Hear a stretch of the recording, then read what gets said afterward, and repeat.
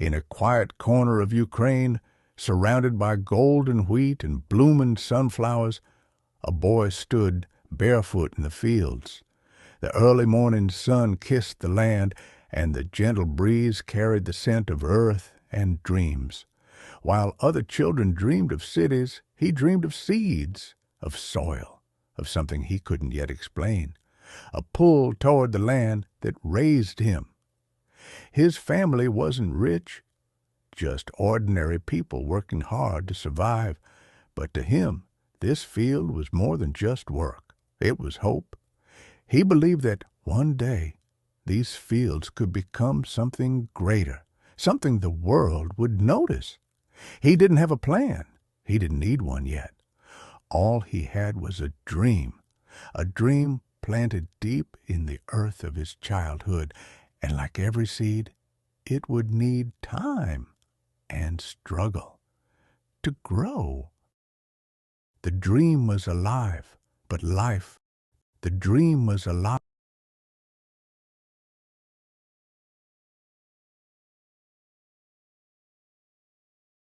The dream was alive, but life was unforgiving. Each morning before the sun even rose, he was already at work, shoveling, plowing, fixing broken tools by hand. The tractor coughed more than it ran, and the fields demanded more than they gave. He worked alone, often in silence, sometimes in the cold. The hands that once held childhood dreams were now blistered and worn. There was no applause, no recognition, only mud, sweat, and exhaustion. The yields were small, the profits even smaller. He sold what little he could at local markets, cabbages, onions, potatoes, enough to scrape by. Sometimes not even that. One bad season meant debt. Two meant survival was a question. People around him whispered, "Why keep going? There's no future in this. Get out while you can." But he didn't listen, because even in those darkest days, even when the fields gave so little, he held on. Not to the money, there was none, but to the belief that hard work still meant something, that the land, though stubborn, was not finished with him yet. And so he kept digging, planting, praying, not for riches, but for one chance to turn the soil of struggle into the roots of success. Years passed. Seasons came and went, but little changed. The same fields, the same endless repairs, the same tired hope that maybe this year would be different. But it wasn't. Each harvest seemed smaller than the last. Hailstorms came early, summers were dry, and prices at the market fell while costs kept rising. He had debts now, silent, growing weights he carried with him everywhere. The bank didn't care about effort. The bills didn't pause for bad weather. He skipped meals so his daughter wouldn't have to, skipped sleep, finish work before the next rain. And still, it felt like he was standing still, sinking deeper. Some days, he sat outside the barn, staring at the ground, questioning everything. Is it worth it? Am I just stubborn or lost? Friends left the village. Others gave up farming. He stayed, not because he had all the answers, but because he had nothing else to lose. Loneliness crept in, not just the physical kind, but the quiet kind, when even your dreams start to go silent. He stopped talking about plans, stopped drawing new ideas in his notebook. He just worked, like a machine running on memory, not belief.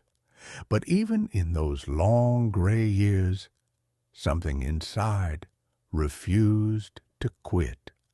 A small, stubborn flame. He didn't know what would come next, but somehow he still believed there was a way forward. He just hadn't found it yet. One morning, everything felt the same. The quiet air, the muddy boots, the cracked handle of the shovel. But that day, something shifted. His neighbor stopped by, holding a strange-looking device, a drone. "You can check your field from the sky now," he said with a grin. At first, he laughed it off. What would a drone do for a farmer with barely enough diesel? But curiosity, that small old flame, lit up again. That night, while his daughter slept beside the stove, he searched on a borrowed smartphone. He read stories about farms using technology, apps, European standards, and even selling directly to buyers abroad. It felt like another world, but he couldn't look away. For the first time in years, he started writing again, but this time not poems or dreams, plans. He signed up for an online seminar on modern agriculture, watched tutorials, asked questions in forums. Some answers came in broken English, but they came, and they made sense. He began experimenting, measured soil moisture, planted on new schedules, tested natural fertilizers from sunflower husks. The results weren't instant, but they were different. His plants looked stronger, healthier, and more than that, he felt alive again. People noticed, some mocked, others watched quietly. But he no longer worked alone. His daughter now asked, "What's that app for, Dad?" That simple question reminded him. This wasn't just about land anymore. It was about building something bigger than survival. It was the start of a turning point. He didn't know where the road led, but this time he had a compass, and that made all the difference. The first true harvest under his new system came in quietly. No fireworks, no applause, just crates, full, vibrant, heavy, like hope made real. He stood over them, hands dirty, back aching, but smiling. For once the field gave more than just food. It gave proof he was right not to quit. Still, selling was another battle. The market was flooded. Middlemen offered pennies. So he decided to try something bold, go direct. He posted photos of his produce online. No website, no brand, just heart. And then a message. A small eco store in Lviv asked, "Can we try your tomatoes?" He packed a box himself, taped it with care, wrote a thank you note inside. They called back in 2 days. "Do you have more?" Word spread, quietly at first, but then came a knock on his door. 2 neighboring farmers. "We saw your post. How did you do it?" Instead of brushing them off, he smiled. "Come tomorrow. Let's talk."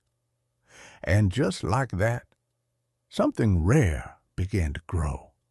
Trust. They shared seeds, contacts, advice. One had an old van, another knew someone at the border. They weren't just surviving anymore. They were building something together. For the first time, the village felt like a team. They registered a cooperative. Nothing fancy. A name, a purpose, a shared dream. When that first joint delivery made it to a regional buyer, they all celebrated, not in suits, not on TV, but in a field with grilled corn and laughter. And as they looked at the sunset, someone said, "Who would have thought? Us, partners, exporters, dreamers." He smiled quietly. It was never just about the crops, he thought. It was always about the people who grow them, together. The idea of exporting was once a distant dream for big companies, for people with degrees and polished shoes, not for a village farmer with muddy boots and a borrowed van. But when a Ukrainian wholesaler mentioned a European client looking for clean, pesticide-free produce, he didn't hesitate. "We can do that," he said, even though he had no idea how. What followed were weeks of research, regulations, certification, packaging, logistics. It felt overwhelming, like trying to move a mountain with bare hands. But he wasn't alone anymore. The co-op rallied. One farmer found a food safety consultant. Another translated labels. The village accountant helped register documents, all for free. They passed inspection. It wasn't perfect, but it was enough. And then came the order. 600 kilograms of tomatoes. Brussels. The team gathered at dawn. They washed, packed, labeled, loaded the crates into the van. It didn't look like much, but to them, it was gold. The van rolled out of the village, wheels crunching gravel, eyes watching from every gate. He stood at the edge of the road, arms crossed, heart racing. It was happening. 3 days later, a photo arrived. His tomatoes, proudly displayed on a shelf in Belgium, with a small tag, "Product of Ukraine." He showed it to his daughter. "See, we did it." But it wasn't just about tomatoes. It was about proving something, that even from a tiny village with no grants, no fame, no connections, you could reach the world. Today, their van isn't the only one. Other villages call to ask, "How did you do it?" And his answer is always the same, step by step, together, and never stop believing that your soil can feed more than your family. It can feed a nation. The farm that once struggled to grow enough for the local market was now hosting visitors from across the region. Agronomists, students, even government officials. They all came to see how a small Ukrainian village cracked the code of European export. But for him, success didn't mean driving a new car. It meant teaching others how to plant smarter, grow cleaner, and sell further. He opened the gates wide. "Come, I'll show you how we did it." They walked through neat rows of tomatoes, herbs, and peppers. Saw the new irrigation system, solar-powered, drip-efficient, not fancy, but built with care. He spoke of record-keeping, of organic standards, of cold storage and crop rotation. Farmers listened, took notes, asked questions. Some even brought their sons and daughters. "This is the future," he told them, "and it's not in the city. It's right here, in our land." He invested in greenhouses, experimented with new seeds, trained young workers to manage quality control and logistics. A local school asked him to speak. He stood in front of a room of teenagers, nervous and proud. "I've failed many times," he said, "but each time the land gave me another chance." They applauded, and something shifted. He wasn't just a farmer anymore. He had become an example, a mentor, a symbol of what was possible, not by chasing quick profit, but by growing roots, deep, steady, and shared. And in that moment, under the glass roof of a greenhouse, he realized something profound. His farm was no longer just a place to grow food. It was a place to grow people. The sun dipped low over the golden fields of Ukraine, casting long shadows and a warm, familiar glow. It was a quiet evening, the kind that once meant the end of another hard day, but now it marked something else, a milestone, a transformation. Years ago, this village was just a dot on the map. No one imagined it would ever be part of something bigger, yet here it was, home to a farmer whose story now crossed borders. His farm, once a patch of dry soil and uncertainty, had become a symbol of hope. Innovation replaced routine. Partnerships replaced isolation. And now the harvests of his land were no longer staying local. They were packed, loaded, and shipped across Europe. The refrigerated truck hummed beside him, filled with produce grown in his very fields. But to him, it wasn't just food. It was proof. Proof that roots run deep, and with care they grow far. He stood at the edge of his village, where the road turned toward the horizon. He watched as the truck rolled away, past fields he had once worked alone, past homes where no one had believed this was possible. This was no longer just his story. It was his community's, his country's. It was a Ukrainian story of perseverance, heart, and growth. And as the sun finally set, he whispered to himself, with pride in his voice, "We made it, from a village to Europe." And somewhere in another small town, another farmer looked up and dared to dream too.